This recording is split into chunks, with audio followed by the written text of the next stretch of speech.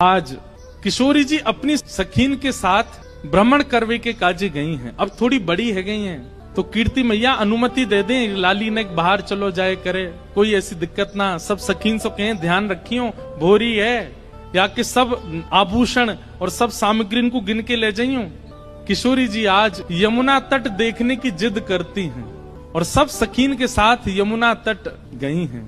यमुना जी की अविरल धारा देख करके किशोरी जी तो वहीं बैठ गई और सब सखीन से बोली, आज यहीं कछु पामेंगी, यहीं कछु भोजन करेंगी, जाओ वन में से कछु फल ले आओ, वन में से कछु पुष्प ले आओ, एक दूसरे को श्रृंगार करेंगी और यहीं फल को सेवन करेंगी। तो एक एक करके सब सखियां चली गई हैं और सब ढूंढ रही हैं, कहीं से फल तोड़ के, कहीं से पुष्प आदि तोड़ करके चयन करके लाने के लिए सब सखियां चली गई हैं।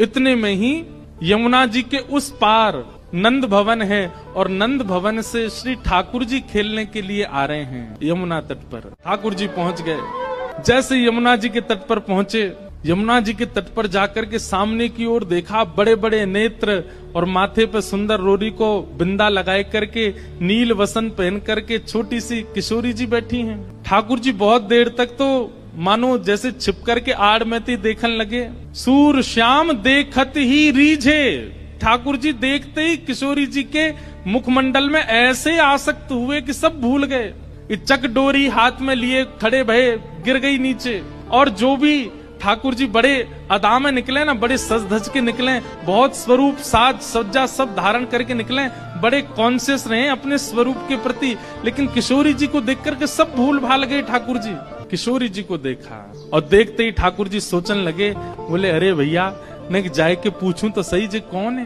और जी कहाँ ते आई है, कहाँ इनको गांव है, कहाँ इनको नाम है, कैसे आई है, पूछूं तो।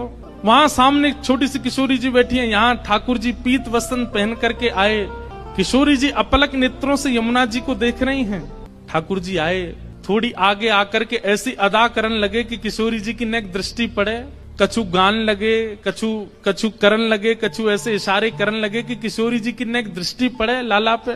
इतने में ठाकुर जी के स्वर सुनकर के किशोरी जी ने नेत्र उठाए करके देखो, और जैसे ही किशोरी जी की दृष्टि पड़ी ठाकुर जी पर, ठाकुर जी पूछ रहे हैं, अरे गोरी तुम कौन हो, आप कहाँ रहती हो, आपके पिताजी कौन है, और मैंने पहले तो आपको कभी देखो नहीं यहाँ पे, इतने बरस मोह यहाँ रहते भय गए। तो किशोरी जी बोली, हाँ देखे में लग रहे हो कि 50 साल के तो होंगे तुम। नेक्सी से हैं, और नेक्सी से किशोरी जी तो पूछ रहे हैं कि मैं इतने सालन ते आ रहा हूँ, मैंने तो आपको देखो नहीं, आपको घर कहाँ है और आपके पिताजी कौन है। किशोरी जी बोली, अरे हम वृषभानु जी की लाली हैं और बरसानो हमारो घर है।